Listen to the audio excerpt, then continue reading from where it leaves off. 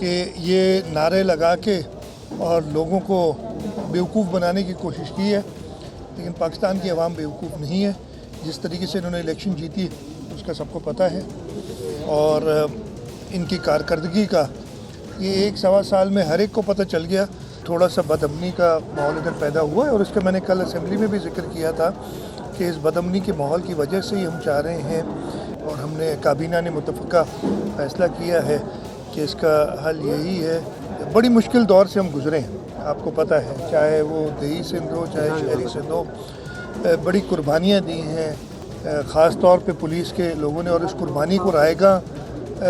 ना होने देने चाहिए। पॉलिटिकल गवर्नमेंट जिसको इस सूबे के लोगों ने इलेक्ट किया है, उस असेंबली और उस पॉलिटिकल गवर्नमेंट को जब असेंबली ने, उसकी पॉलिसीज़ लोगों की बेहतरी के लिए ही होंगी, और वो लोगों की बेहतरी के लिए जो पॉलिसीज़ हैं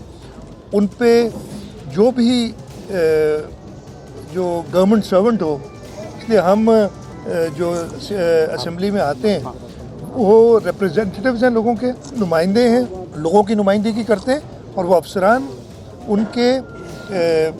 खादिम हैं जिन्होंने सर्व करना है। कि ये मामला इधर भी है और 2-4 डिस्ट्रिक्ट्स और में भी है, लेकिन इसके लिए हमने पुलिस की कारकर्दगी बेहतर करने के लिए, और मैं बड़े क्लियर कह रहा हूँ कि जो पुलिस के लोगों ने अपनी जानें दी हैं इस सूबे में अमन व अमान पैदा करने के लिए, उनकी जो है कुछ नाअहल अफसरान की वजह से उनकी कुर्बानियाँ हम रायगा होने नहीं देंगे।